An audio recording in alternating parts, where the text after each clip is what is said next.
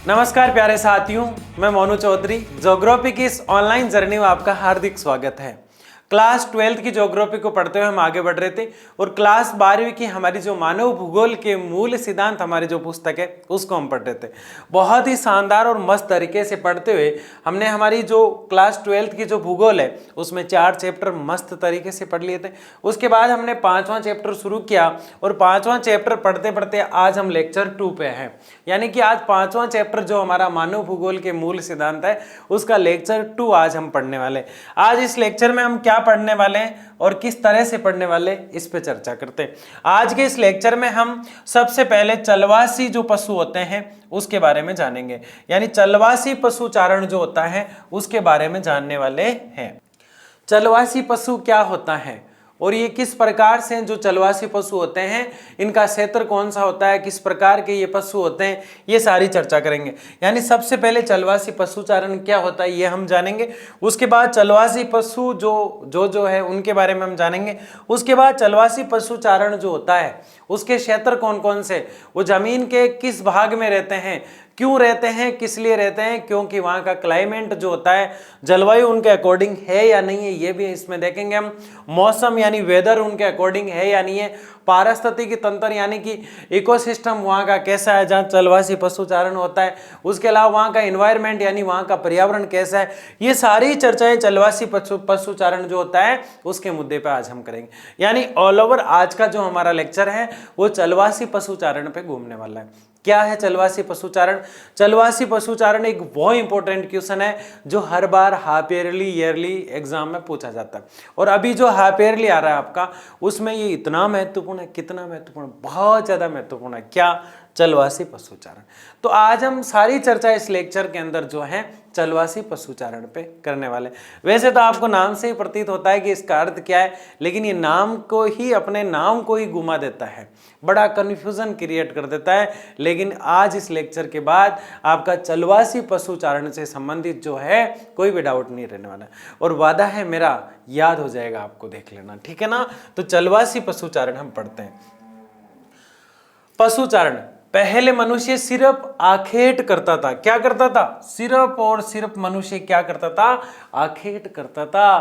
तीर कमान लेके सिर्फ शिकार करता था। क्या करता था? सिर्फ और सिर्फ शिकार करता था मनुष्य। क्या कर रहा है मनुष्य? सिर्फ और सिर्फ शिकार कर रहा है मनुष्य। सिर्फ और सिर्फ क्या करता था? पहले आखेट करता था। जब मनुष्य को लगा आकेट से भरण पोषण नहीं हो सकता, पहले मनुष्य सुबह उठता इंसान, राजा महाराजाओं को हमने मूवी के अंदर देखते हैं ना, हमने वो मूवी देखी, कौन सी देखी आपने, है ना, वो खतरनाक वाली मूवी बाहुबली। उसमें वो जो होते हैं एक्टर और एक्ट्रेस, हीरो और हीरोइन होते हैं, वो जंगल में जाते हैं, फिर एक शेर का शिकार करते हैं या किसी और चीज़ का वो शिकार करते हैं ना। तो वहाँ क्या हो रहा है? आखेट हो रहा है। उसे हम क्या कहते हैं? आखेट कहते हैं। वो जो शिकार होता है उससे पहले राजा महाराजा तो शौक के लिए क्या करते थे, लेकिन बहुत से जनजाति यानी जंगलों में जो लोग रहते हैं, पहाड़ों में जो लोग रहते हैं, उन्हें जनजाति के लोग कहा जाता है। तो जनजाति के लोग जो रहते हैं आज भी कई क्षेत्रों में क्या होता है? आखेट होता है। और आखेट क्यों किया जाता है? अपने जीवन को जीने के लिए, अपने भूख की पूर्ति के लिए, अपने भरण पोषण के लिए आखेट किया जाता है। जबकि आज गवर्नमेंट ने सीधा सीधा क्या लगा दिया? इस पे प्रतिबंध लगा दिया, इस पे रोक लगा दी। आपको याद होगा कुछ समय महान फिल्म एक्टर जो कहते हैं हम, जिसे सलमान खान, जिसे आप सल्लू कहते हैं, उन पे केस दायर हुआ था राजस्थान के जोधपुर से हिरण को मारने के लिए। यानी उन्होंने हिरण का क्या कर दिया? शिकार कर दिया। तो पहले हिरण का शिकार किया, फिर कोर्ट ने कहा कि सजा होगी, फिर कोर्ट ने कहा नहीं, सजा नहीं होगी। पहले तो कोर्ट ने ये मारा कि सलमान खान ने जो है हिरण का शिकार सलमान खान ने किया, फिर कोर्ट ने कहा नहीं किया, तो फिर क्या हुआ? हिरण कैसे मरा? इसका मतलब हिरण ने आत्महत्या कर ली थी, है ना। ऐसा कुछ नहीं है, क्योंकि आखेट पे रोक है इसलिए उन पे केस दायर किया गया। आखेट किसी को भी नहीं करना है। किसी भी जीव हत्या पर क्या होता है? केस दायर हो जाता है। एफआईआर, फर्स्ट इंफॉर्मेशन रिपोर्ट, जिसे हम एफआईआर कहते हैं। एफआईआर की फुल फॉर्म क्या आती है? First information report. वो एफआईआर जो होती है, जो थाने में होती है, वो आज के समय में आखेट करने पर हो जाती है। लेकिन प्राचीन समय में मानव किस पे निर्भर था? सिर्फ आखेट पर। लेकिन क्या सिर्फ आखेट से भरण पोषण, पेट भरा जा सकता है? नहीं भरा जा सकता।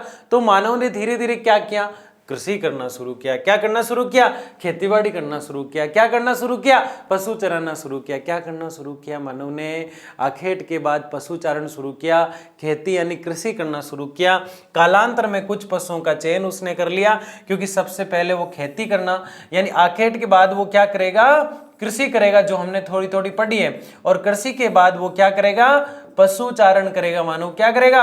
पशु चराएगा। मानव कुछ पालतू, कुछ जीवों को तो खा जाएगा। अब आप सोच रहे हैं यार, जो चोरी करता है उसी को रखवाला बनाओगे तो चोरी तो डेफिनेटली होगी। तो ये ऐसे कैसे हो सकता है सर कि जो आकेट कर रहा है, जो पशु का शिकार कर रहा है, उसी को आप कह रहे हो वो पशु पाल रहा है? कुछ पशुओं को, जैसे कुत्ते को वो रखने लग गया। प्राचीन समय में जनजाति के जो लोग थे, कुत्ता उसे बहुत पसंद था, कुत्ते को नहीं मारता था, कुत्ते को पास में रखता, कुत्ते को पालतू बना लेता, उसको साथ ही घुमाता। तो कुछ को उसने पालतू बना लिया, कुछ को वो पालने लग गया, कुछ से उसको इंटरेस्ट हो गया, है ना। तो लास्ट में चाहे वो कैसा ही करता हो, जो लोग बकरा पालते हैं वो बकरियों की बहुत सेवा करते हैं, फिर बकरे को हलाल कर देते हैं। तो खाने वाला ही रखवाला है और रखवाला ही खाने वाला है। तो इस प्रकार का मामला इसमें भी चलता है। प्राचीन जनजातियों में पहले शिकार करने लगे, फिर कृषि करने लगे, और फिर पशुचारण। पशुचारण कब करेंगे? पशु को पालने के लिए। लेकिन ऐसा जरूरी नहीं है कि जनजाति के लोग ही पशुचारण करते हैं, पशुचारण कोई भी कर सकते हैं। आज भी पशुचारण होता है, ठीक है। आजकल ये व्यापारिक स्तर तक किया जाता है, आजकल ये सिर्फ व्यापारिक स्तर तक। पहले किस लिए? सिर्फ भरपेट भोजन करने के लिए। अब आप कहेंगे पशुचारण से क्या लेना देना? पेट भरने से तो पशु का दूध पिया जाता था, उसको पाल पोस कर बड़ा करके फिर उसको हलाल या काटा पीटा जाता था, है ना। जो भी आप समझे इसको, मतलब वो जो भी है, जिस काम में भी लेना चाहे पशु को काम में ले लिया जाता था, ठीक है ना। तो ईद वीद में खूब बकरे जो कटते हैं ना, वो पशुचारण में पाले जाते हैं पहले। तो आखेट क्या होता है? शिकार। एक ईद का ही नहीं है, मतलब बहुत से फेस्टिवल होते हैं, हिंदू धर्म के भी हो सकते हैं, मुस्लिम धर्म के भी हो सकते हैं, जो भी हैं, हम वो धार्मिक बात नहीं कर रहे हैं यहाँ पे। आखेट का मतलब क्या होता है? शिकार होता है। तो मानव ने पहले आखेट शुरू किया, हमने आखेट को पढ़ लिया पूरा। फिर मानव ने कृषि शुरू किया, कृषि को थोड़ा थोड़ा देखा, कृषि के प्रकार हम देखने वाले। उसके बाद मानव ने पशुचारण शुरू किया। क्या शुरू किया? पशुचारण। पशुचारण में मानव क्या कर रहा है? कालांतर में कुछ पशुओं का चयन कर लिया उसने, कुत्ते को पालतू बनाएगा, गाय को पालेगा, जो जो उसको ठीक लगा उसको उसने पालना शुरू कर दिया।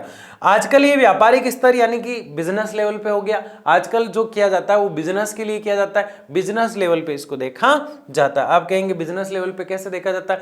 व्यापारिक स्तर, जैसे कि भेड़ पाली जाती है ऊन के लिए। किसके लिए? भेड़ पाल रहा है, किसके लिए पाला जा रहा है? ऊन प्राप्ति के लिए। तो व्यापारिक स्तर, बकरियां पाली जा रही ताकि अच्छे बकरे बने, बकरे अच्छे पैदा करेगी बकरी तो बकरे अच्छे बिकेंगे। तो इस प्रकार से व्यापारिक स्तर तक किया जाता है। जैसे कि शहरों के अंदर जो है बहुत बड़े बड़े जो खाली जगह साइडों में कहीं रहती है, वहाँ ढेर सारी जो गुजर जनजाति होती है, ढेर सारी जातियों की हम अभी चर्चा करेंगे। तो वो जातियाँ होती है, वो गायों वायों के काफ़ी जो बाड़ा जिसे कहते हैं, मतलब खाली जगह जो होती है उसमें गायें रखती है और पूरी सिटी में दूध सप्लाई करती है, तो व्यापारिक हुआ। तो पशु का पालन आज किस लिए हो रहा है? व्यापारिक स्तर पर। पशुचारण जो होता है वो दो प्रकार का होता है। एक तो वो पशु होते हैं जो आज यहाँ होते हैं, कल दूसरे दिन होते हैं, तीसरे दिन किसी और स्थान पे होते हैं, चौथे दिन किसी और स्थान पे होते हैं, स्थान बदलते रहते हैं, वो पशुचारण होता है। एक वाणिज्यिक पशुधन होता है। वाणिज्यिक पशुधन का मतलब होता है व्यापारिक। वाणिज्य का मतलब क्या होता है? व्यापारिक। वाणिज्य शब्द आपको जहां भी दिख जाए इसका सीधा सीधा अर्थ लगाना है व्यापार। तो एक तो इसलिए किया जाता है कि चलते रहे, घूमते रहे, अपना जीवन चलता है, हालांकि दोनों में एक तरह से बिजनेस ही है। तो हम प्राथमिक व्यवसाय की बात करते हुए क्या पढ़ रहे हैं? प्राथमिक व्यवसाय में, प्राथमिक व्यवसाय में हम पढ़ रहे हैं वाणिज्यिक पशुधन और चलवासी पशुधन, दो होते हैं। इसको कैसे बोल दो ऊपर नीचे, और आपको अच्छे से याद है क्योंकि प्राथमिक व्यवसाय की जब हम बात कर रहे थे तो हमने एक बहुत अच्छी आपको ट्रिक बताई थी, समलक। क्या ट्रिक बताई थी? समलक, यही बताई थी, समलक। यानी सह से हमने क्या किया था? सह से हमने किया था संग्रहण। किसका संग्रहण करता है मानव? मानव फल और फूलों का संग्रहण करता है, भोजन का संग्रहण करता है, फल और फूलों का संग्रहण करता है, भोजन का संग्रहण करता है। फिर मानव अपने खाने के लिए प्राथमिक स्तर में क्या करता है? मछली पकड़ता है, मछली पकड़ना। फिर क्या कहा हमने? मछली पकड़ना। फिर हमने कहा मानव अपना जीवन चलाने के लिए लकड़ी काटता है। क्या काटता है? लकड़ी काटना। क्या कहा हमने? लकड़ी काटना। और फिर ये हमने कहा मानव कृषि भी करता है, कृषि भी करता है। तो समलक, क्या कहा हमने, समलक, ठीक है। फिर हमने एक बात और भी कही, वो पशुपालन भी करता है। वो क्या करता है, पशुपालन भी करता है और वो आखेट भी करता है। तो समलक आप, आखेट का मतलब क्या कह रहे हैं हम, आखेट का मतलब हम कह रहे हैं शिकार, और पे का मतलब हम क्या कह रहे हैं, पशुपालन। ये मैं जो आपको चीजें बता रहा हूं ट्रिक्स है, समलक आप, सिंपल ट्रिक बता रहा हूं आपको, समलक आप खाना खाओ, हमने बात की इसमें, समलक आप खाना खाओ। से संग्रहण करेगा, किसका करेगा, फल फूलों का संग्रहण करेगा, भोजन का संग्रहण करेगा। व्यवसाय जो होते हैं मानव के, वो कितने प्रकार के होते हैं, बहुत डिटेल से हमने लेक्चर बनाया है इस पे, जो पूरे व्यवसाय जो होते हैं उसकी बात करता है। लेकिन अभी हम बात कर रहे हैं प्राथमिक व्यवसाय, और उसकी डिटेल को हम पढ़ रहे हैं। प्राथमिक व्यवसाय वे व्यवसाय जो मानव ने सबसे पहले शुरू किया। प्राथमिक व्यवसाय वे व्यवसाय जो आदि मानव करता आ रहा है। प्राथमिक व्यवसाय वो व्यवसाय है जिसको देखा निम्न स्तर से जाता है लेकिन माना प्रथम स्तर का जाता है। तो प्राथमिक व्यवसाय में क्या आता है, इसकी हमने बहुत शानदार ट्रिक बनाई, बहुत अच्छे से याद हो जाएगा। क्या, स मैं ले के आप खाना खाओ। अब इसका मतलब क्या होता है, सबसे पहले से का मतलब संग्रहण करना, यानी किसी भी चीजों को इकट्ठा करना। कौन सी चीजें, फल है, फूल है और जो भोजन है उसको मानव इकट्ठा किया करता था, आज भी उसको इकट्ठा करता है। तो वो किस में आता है, संग्रहण में आता है। फिर मैं आपको दिखाई दे रहा है, मैं का मतलब क्या है, मछली पकड़ना। कोई भी व्यक्ति मछली पकड़ रहा है वो किस व्यवसाय में आएगा, प्राथमिक व्यवसाय में। कोई भी व्यक्ति ले आगे दिखाई दे रहा है आपको, ले का मतलब कोई भी व्यक्ति जो है लकड़ी काट रहा है, किस में आएगा, प्राथमिक व्यवसाय में। के का मतलब कृषि, कोई भी व्यक्ति खेती बाड़ी कर रहा है, कृषि कर रहा है, खेत के अंदर है, किस में आएगा, प्रथम प्राथमिक व्यवसाय में। प्राथमिक व्यवसाय को प्राथमिक व्यवसाय बोल दो, प्राथमिक क्रियाकलाप बोल दो, प्राथमिक क्रियाएं बोल दो, चाहे प्राइमरी जो होता है सेक्टर, प्राइमरी सेक्टर बोल दो। समझ रहे मेरी बात को। समलक हमारा कंप्लीट हो गया। फिर आपका मतलब कोई शिकार करता है, आकेट, देखो लिखा हुआ है आकेट यहाँ पे। और फिर पे का मतलब पशुपालन, और पशुपालन को डिटेल से पढ़ रहे हैं। बात समझ में आ रही है अब आपके। खाना खाओ का क्या मतलब है, खनन। कोई भी कुछ खोद के प्राप्त करता है उसको खनन कहते हैं, और खोदकर जो प्राप्त की जाती है, वो प्रत्येक चीज जो आपने खोदी है वो संसाधन है। और प्रत्येक संसाधन खनिज नहीं बन पाता है, लेकिन प्रत्येक खनिज पहले क्या होता है, संसाधन होता है। इसको रिपीट कर करके समझना है क्योंकि बहुत लॉजिक वाली बात है। फिर से बता दूं, प्रत्येक खनिज जो होता है वो संसाधन होता है, लेकिन प्रत्येक संसाधन खनिज नहीं होता है। जैसे जल संसाधन तो है लेकिन खनिज नहीं बन पाया, लेकिन लोहा खनिज है, लेकिन पहले क्या है, संसाधन है। ठीक है ना। तो ये समलक आप खाना खाओ, ये ट्रिक आपको याद रखना है, रख लेंगे। आजकल ये व्यापारिक स्तर पर किया जाता है, चलवासी वगैरह होता है, इसको हम देख चुके। आगे देखिए, चलवासी पशुचारण जीवन निर्वाह व्यवसाय रहा है। सबसे प्राचीन, सबसे ओल्ड, सबसे पुराना, सबसे पहले आदि मानव करता है किस व्यवसाय को, चलवासी पशुचारण को। यानी चलवासी पशुचारण क्या है, जैसे मान लिया जाए मैं जयपुर में रहता हूँ, राजस्थान के जयपुर में रहता हूँ, और मुझे पटना जो है वहाँ मुझे लगा कि वहाँ अच्छा मामला है और काफ़ी जो है बारिश अच्छी हुई है, वहाँ मेरे पशु आराम से खाना खा सकते हैं, जबकि यहाँ मेरी भेड़ बकरी वो भूखे मर रही है, यहाँ अकाल पड़ गया।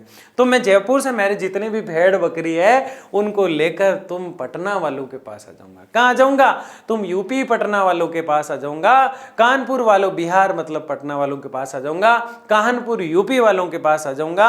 मुझे जहां अच्छा लगेगा, जहां मुझे लगेगा कि वहां अच्छा जो है बारिश हो रखा है और वहां आराम से मेरे भेड़ बकरी चर सकते हैं, तो मैं मेरे भेड़ बकरी को लेके कहा जाऊंगा, दूसरी जगह आ जाऊंगा।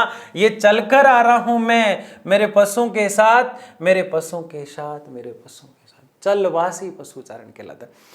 अपने पशुओं को साथ लेकर किसी दूसरे स्थान पर ले जाना, और यहाँ अगर पशु भूख से मर रहे हैं दूसरे स्थान पर इसकी व्यवस्था कर देना, चलवासी पशुचारण कहलाता है। समझ गए होंगे आप। सबसे प्राचीन है कि नहीं है, प्राचीन समय में यही होता था। जैसे राजस्थान का एक डांग क्षेत्र कहलाता है करौली। राजस्थान में कहीं भी अकाल पड़ता है तो करौली में ऐसा सेक्टर है कि वहाँ हमेशा थोड़ी थोड़ी हरियाली टाइप रहती थी। तो जितने भी भेड़ होते थे राजस्थान के उस डांग क्षेत्र में, खुले क्षेत्र में, चंबल के बीहड़ जो मध्य प्रदेश की जानापाव की पहाड़ियों से, महद झील से, उन झीलों से जो एमपी से निकलकर जो नदी आती है चंबल नदी, राजस्थान से होते यूपी एमपी की तरफ चली जाती है। तो राजस्थान का जो सेक्टर पड़ता है इसका नीचे वाला, वहाँ बहुत से लोग अपने भेड़ों को चराने जाया करते। चंबल के बीड़ कहते हैं, चंबल के डाकू सुने होंगे आपने, बड़े खतरनाक डाकू रहते थे वहाँ। अब तो गवर्नमेंट अभियान चला चुकी है।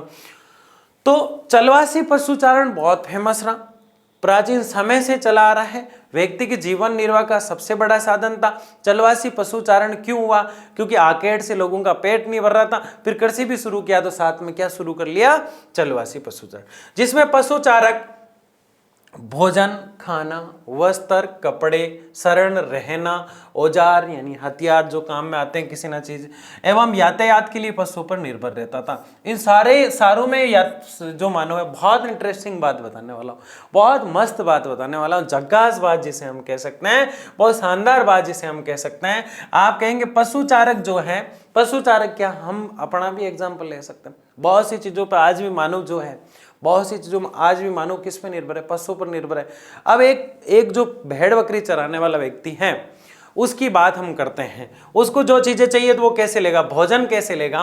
पशु से भोजन, दूध लेगा, वो दूध से दही बनाएगा, छाछ बनाएगा, मावा बनाएगा, जो चाहे वो बनाएगा, इसको जो पसंद है वो बनाएगा। भोजन पशु से मिला के नहीं बना। भेड़ बकरी हमने लिया, भेड़ बकरी से दूध जो निकाल रहा है, दही बनाएगा, छाछ बनाएगा, मावा बनाएगा, जो उससे मिल्क केक बनाएगा, जो इसे ठीक लगता है ये बनाएगा।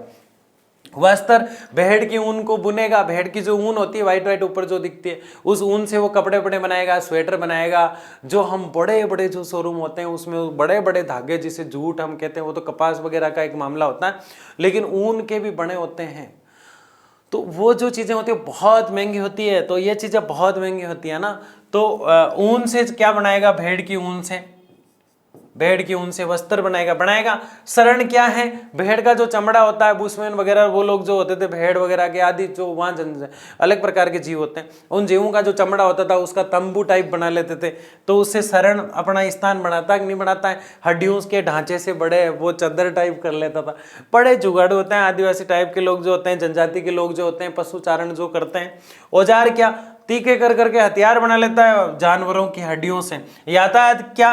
अब देखो, आप जब बर्फीले क्षेत्रों में जाते हैं, आप बर्फ के क्षेत्र में, तो वहां रेडियार होता है, रेडियार और कुत्ते होते हैं, रेडियार और कुत्ते होते हैं। अब ये रेडियार और कुत्ते दोनों सलेज गाड़ी होती है एक वहां चलने वाली, इस सलेज गाड़ी को खींचते हैं, इस सलेज गाड़ी को खींचते हैं बर्फ में, बर्फ के क्षेत्रों में। सलेज गाड़ी कहाँ चलती है? बर्फीले क्षेत्रों में। कौन खींचते हैं? रेडियार और कुत्ते। तो बताओ मानव का यातायात का साधन कौन हुआ?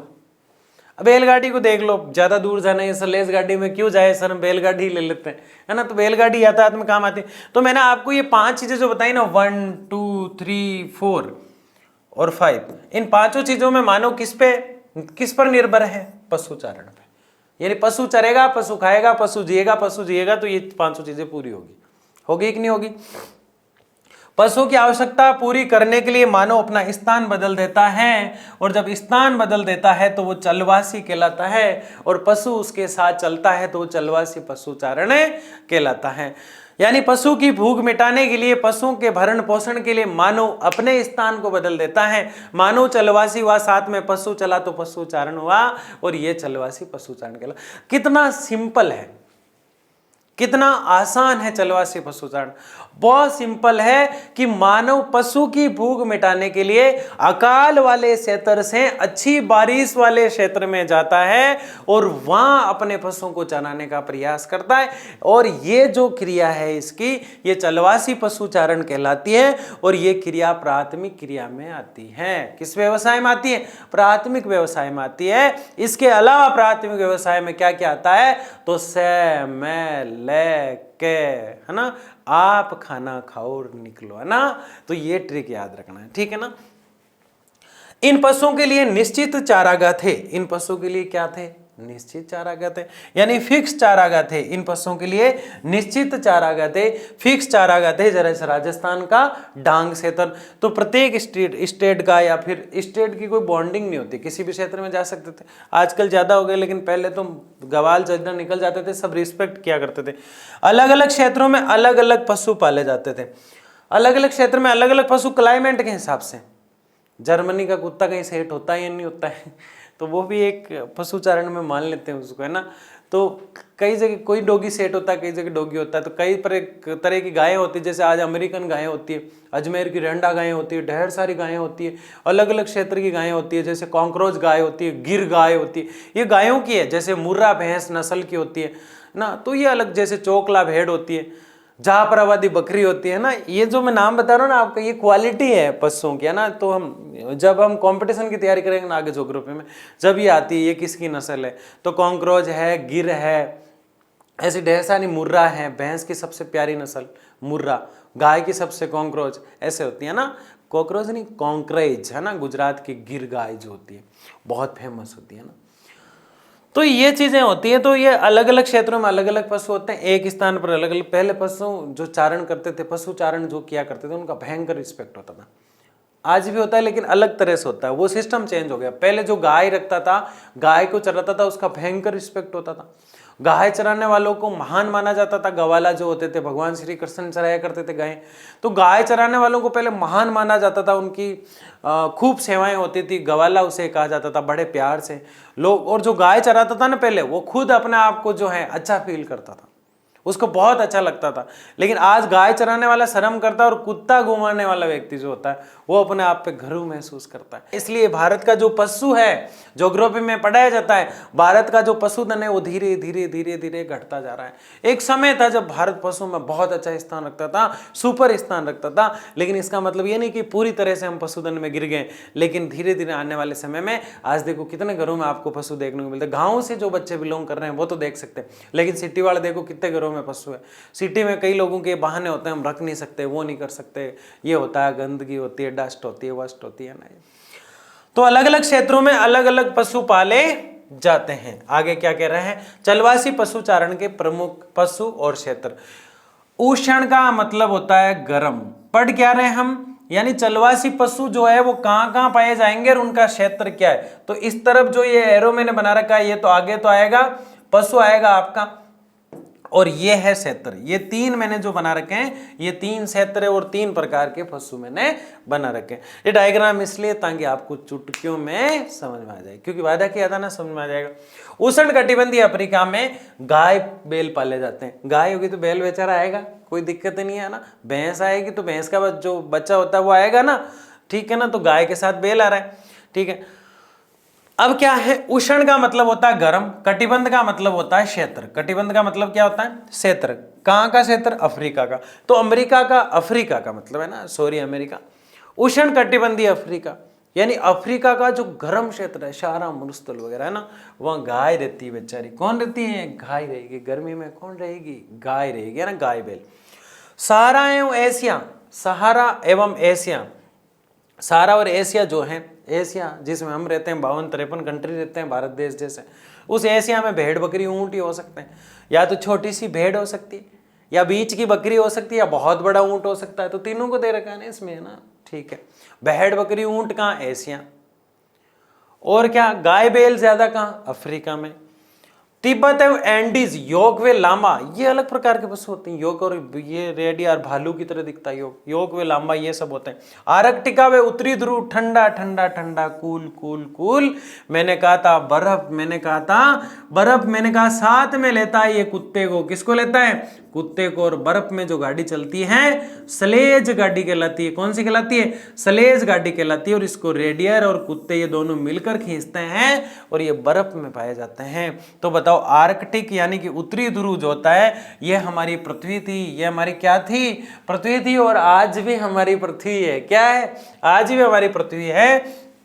गोला आधा आधा कर दिया, गोले को बीच में से थोड़ा, गोला क्या हो गया, आधा हो गया। तो ये गोला आधा हो गया, तो ये भी हो गया गोला आधा, मतलब गोलार्ध। और ये भी क्या हो गया, गोलार्ध। ऊपर हमेशा उत्तर होता है, नीचे हमेशा दक्षिणी होता है। तो उत्तरी गोलार्ध और दक्षिणी गोलार्ध, यहाँ पॉइंट जो होगा, यहाँ पॉइंट जो होगा इसको कहेंगे ध्रुव। इसको क्या कहेंगे? ध्रुव। इसको क्या कहेंगे? ध्रुव। दोनों को ही ध्रुव कहेंगे। ये तो उत्तरी गोलार्ध का ध्रुव है और ये दक्षिणी गोलार्ध का ध्रुव है। और ये जो क्षेत्र होगा हमेशा ठंडा होगा। ये क्या होगा?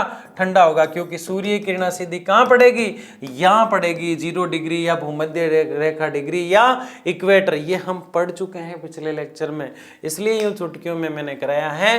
ध्रुव जो होता है, पोलर जो होता है जिसे हम कहते हैं, वो जो ध्रुव होता है वो बर्फ का होता है। बर्फ होता है तो रेडियार होगा, कुत्ते होंगे और स्लेज गाड़ी चलेगी। क्या चलेगी? कुत्ता तो बेचारा कहीं भी रह लेता है, रेडियार बर्फ में रहेगा। ऐसा नहीं कि आप राजस्थान के जैसलमेर में लाके खड़ा कर दो इसको, ले दौड़ रेडियार। अब कैसे दौड़ता है तो, है ना, तू मेरा यार है रेडियार, अब लगा तू कितना जैसलमेर के थार में रनिंग वाला आर पार का मामला अब तू लगा। नहीं लग सकता, रेडियार बेचारा धूल मिट्टी मरुस्थल में नहीं दौड़ सकता। तो ये पशु थे और ये इनका क्षेत्र था। आगे देखिए, ठीक है, आगे देखिए, 3 मुख्य क्षेत्र कौन से हैं? किसके क्षेत्र पढ़ रहे हैं? पशुचारण के क्षेत्र पढ़ रहे हैं। किसके क्षेत्र?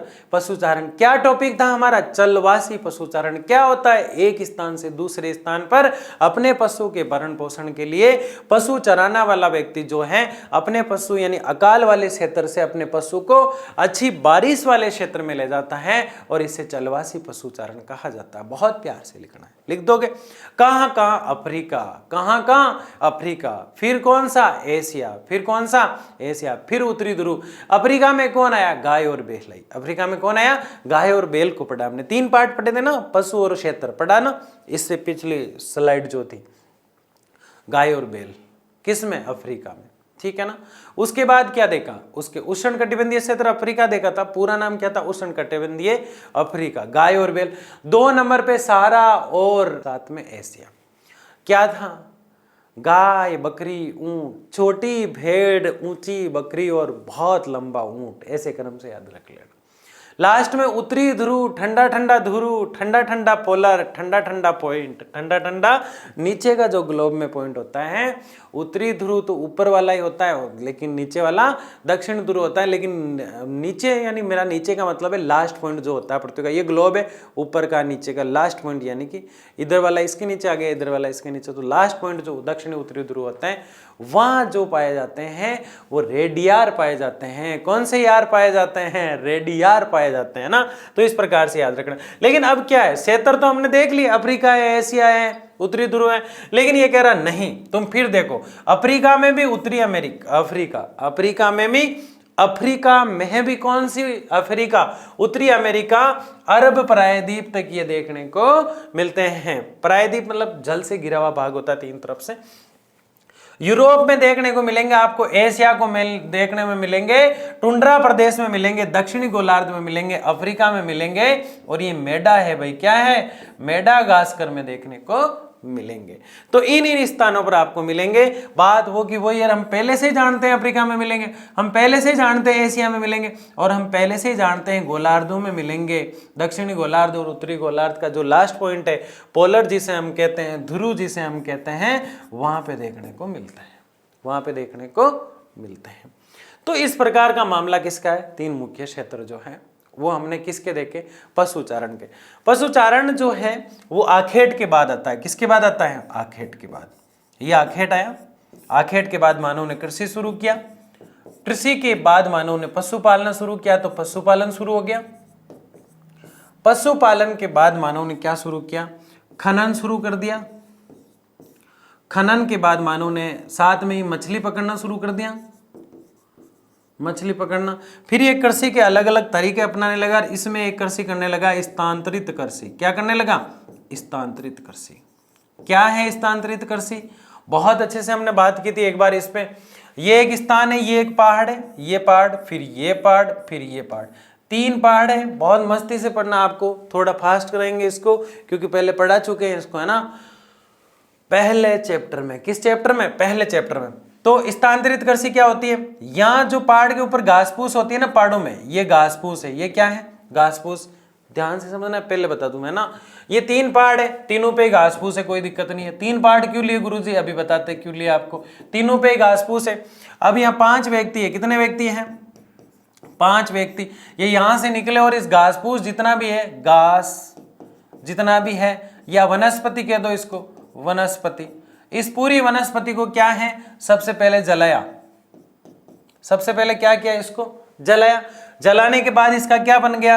राख बन गया। भाई जितने भी पेड़ पौधे पहाड़ के ऊपर थे, जलाने पे क्या हो गए?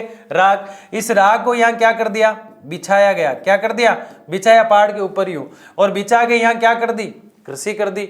6 महीने बाद यहाँ फिर कृषि नहीं होगी, तो 5 लोग कहाँ चले गए? यहाँ पे। इस पहाड़ की जितने भी वनस्पति थी उसको काटा पीटा, जलाया और राख बढ़ा दी। फिर यहाँ कृषि की, फिर यहाँ से यहाँ आ गए, फिर यहाँ 6 महीने रहे। लेकिन आप कहेंगे कितने पहाड़ों में जाएंगे? 6 महीने, जहाँ 6-6 महीने में स्थान बदल रहा है, तो इसको छोड़े हुए कितना टाइम हो गया? 5 लोगों को। इसको कितने भी लोग हो सकते हैं, 5 का उदाहरण ले रहे हैं, इसको छोड़े हुए 18 महीने हो चुके हैं।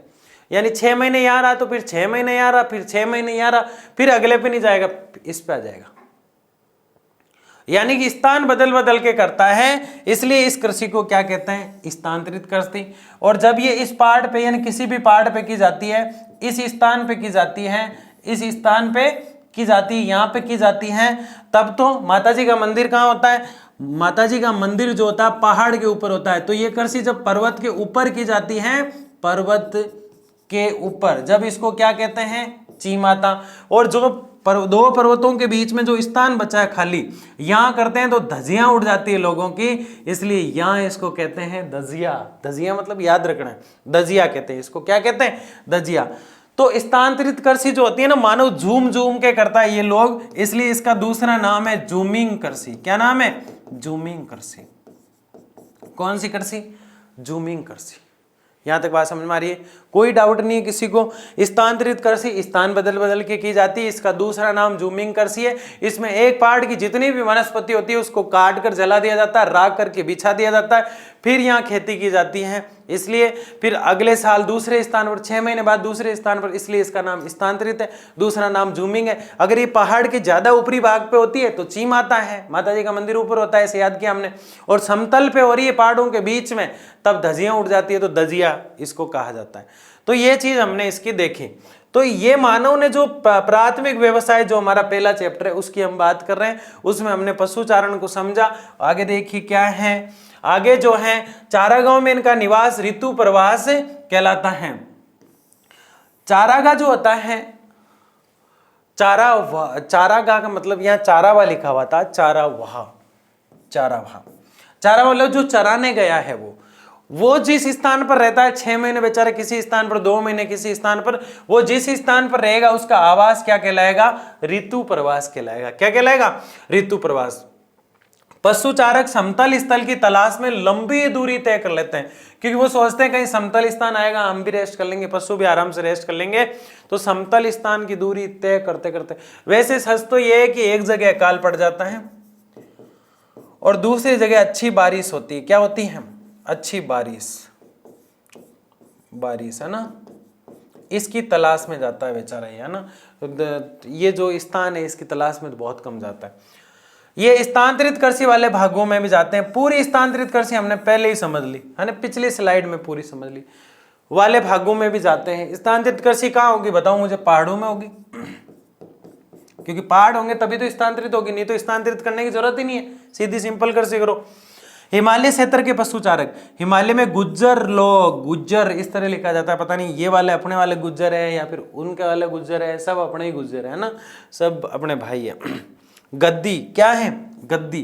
तो ये नाम थोड़े ऐसे ही लिखे हुए हैं किताबों में, अब समझ में नहीं आता ये गद्दे वाली वाइफ गद्दी है या फिर कोई और है। ये गुज्जर अपने जो गाँव में राजस्थान और यूपी बिहार में रहते वो गुज्जर है, या कोई दूसरे गुज्जर है, या मेला फिल्म वाला गुज्जर है, ये पता नहीं कौन सा गुज्जर है। लेकिन ये आपको 4 नाम याद रखना है, बकरवाल और भूटिया।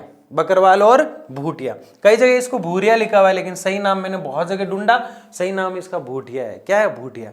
आराम से याद हो जाएगा। गद्दा याद रखना है। कौन सा याद रखना है? गद्दी याद रखना है भाई, सॉरी गद्दा नहीं गद्दी, है ना। गुज्जर, गद्दी, बकरवाल, भूटिया, है ना। गुज्जर, गद्दी, बकरवाल, भूटिया। तो कैसे याद रखेंगे?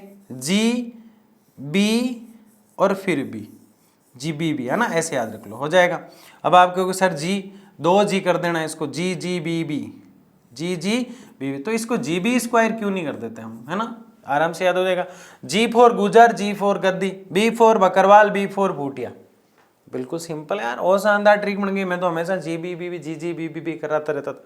जी बी स्क्वायर याद करना है ना, आपको यहाँ लाना था ट्रिक पे, टारगेट ये था, जी बी स्क्वायर कर लोगे। 4 जनजाति से, 4 जनजाति नहीं, 4 पशु चारण के मुख्य क्षेत्र जो है इन जातियों द्वारा किए जाते हैं। यहाँ तक बात समझ में आ गई? तो क्या समझे आज के लेक्चर से? बहुत कुछ समझे, और बहुत बहुत धन्यवाद आपका, बने रहिए मेरे साथ, बहुत बहुत धन्यवाद।